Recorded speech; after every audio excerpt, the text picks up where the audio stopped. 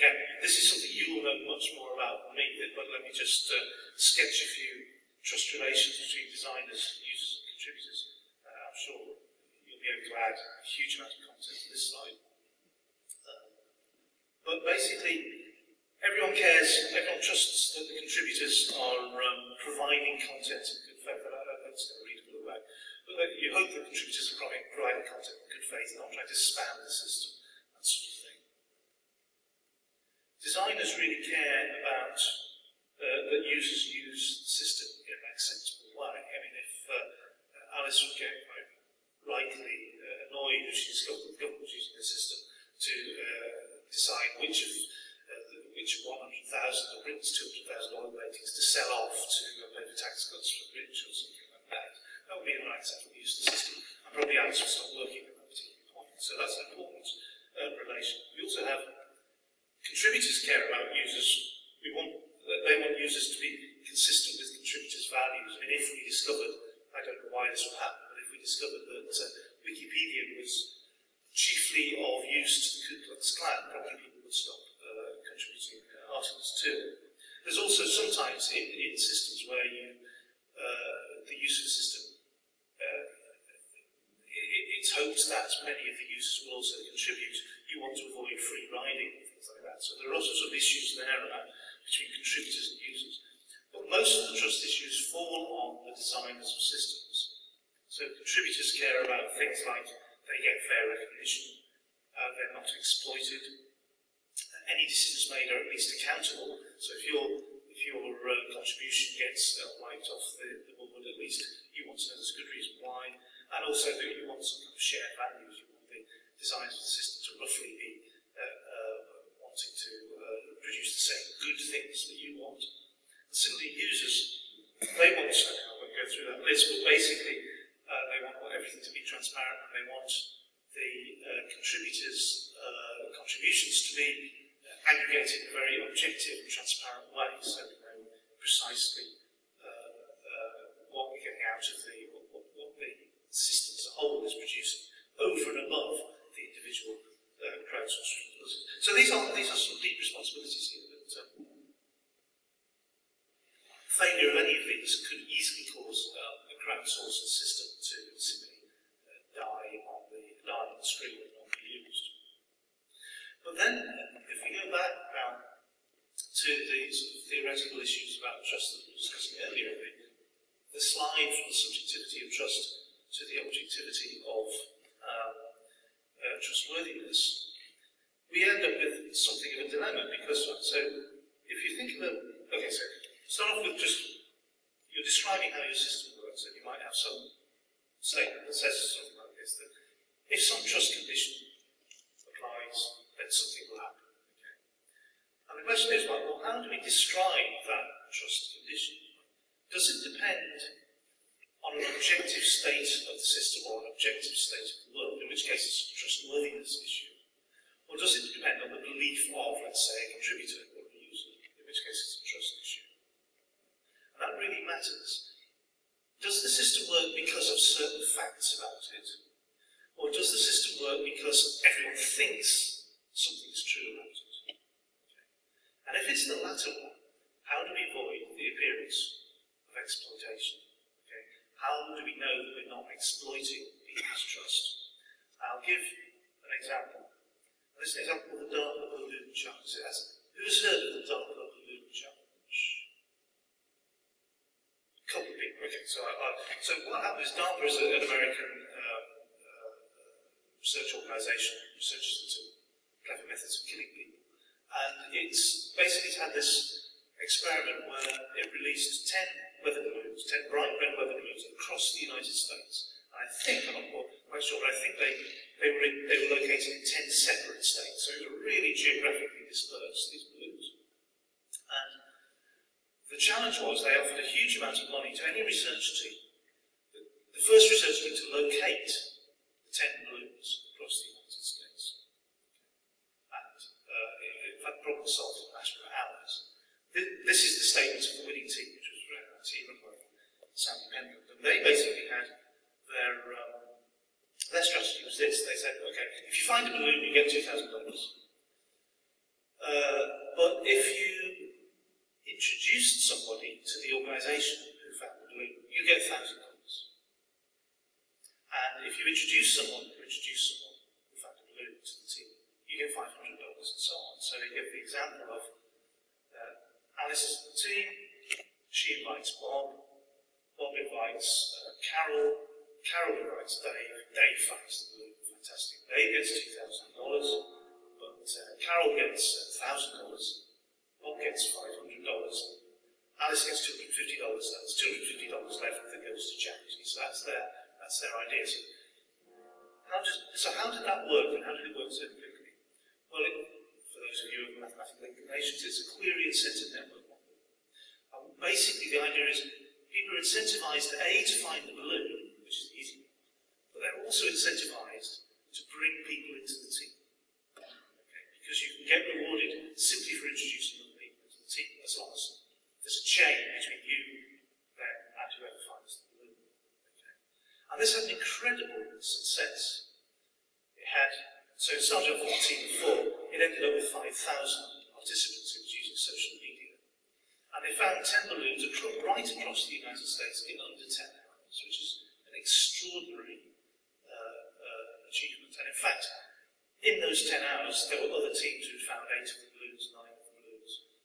It was amazing how social media spread these messages so incredibly quickly. So over an area of tens of thousands of square kilometres, these balloons were found.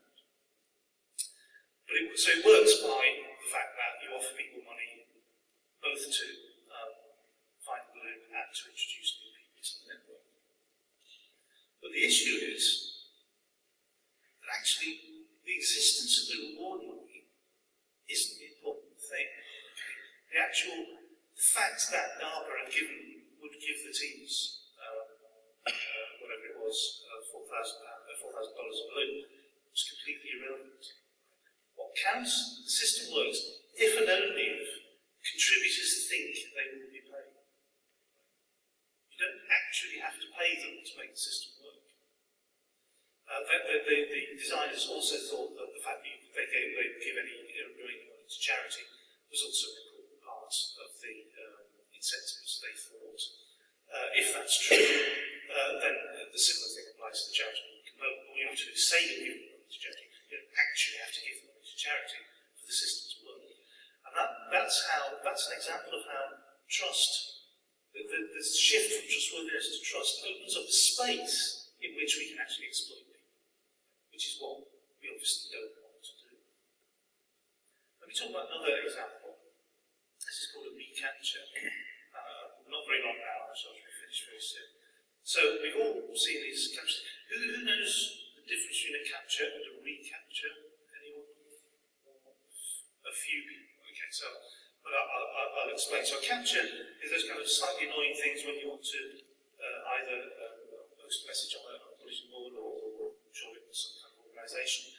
An organisation that doesn't want to be spammed by spam robots or spam bots. They send you a little puzzle. It's basically a jumbled up set of letters, rather distorted, and you have to type it into a box cable sequence.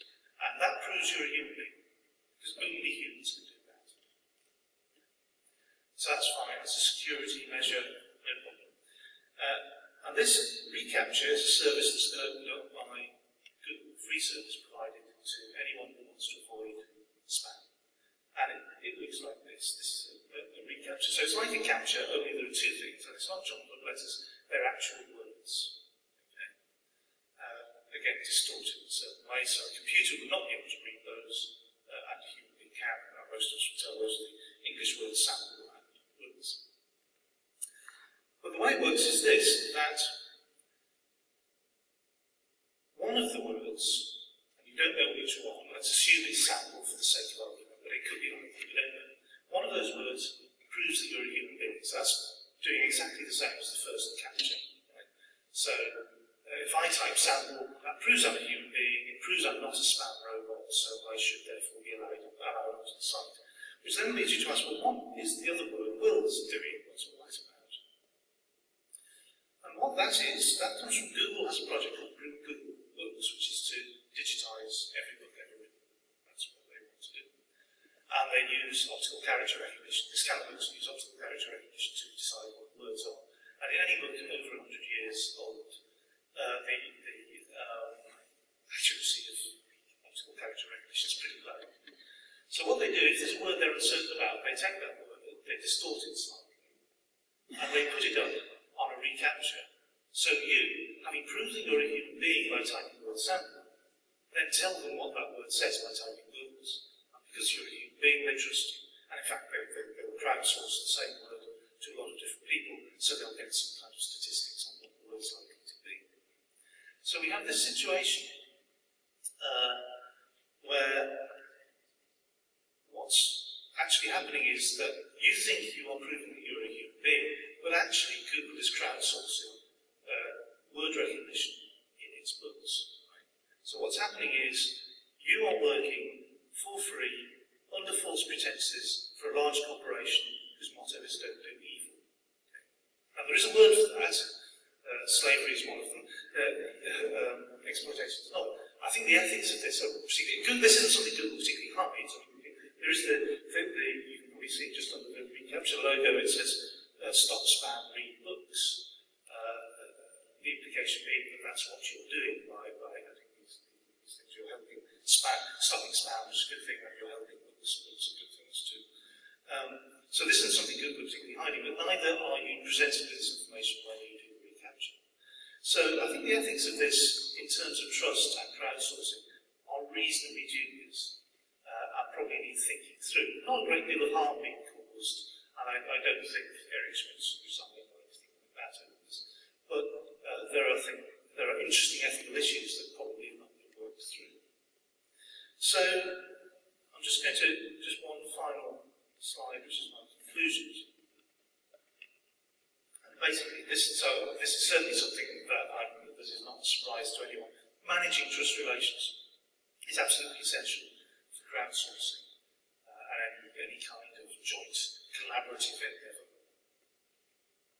People aren't machines, right? They don't slot neatly into a computational expression of what a system is going to do. Okay? People have very irrational warrants for their trust. Trust is a highly subjective thing, so people's interpretation of the situation actually is the most important factor. And we need to be clear about what roles people are playing in order to avoid things like exploitation or free riding or other such bad behaviour. We need to be really clear about the signals that get sent out, because trustworthiness is absolutely irrelevant. There is no point in being trustworthy if no one trusts you. So you have to be able to communicate your trustworthiness effectively in order to be trusted at all. And we have to communicate things accurately in order to avoid misunderstandings. But we also need to be clear why a system works. Does it work because we simply have effective signals, which speak to the beliefs of the actors about the system? Or is it that we have true signals about the facts of the matter about the system itself, facts about the system's operation? We need to be clear about whether the system works because people think it works in a particular way, or whether it works because it actually has a particular set of qualities.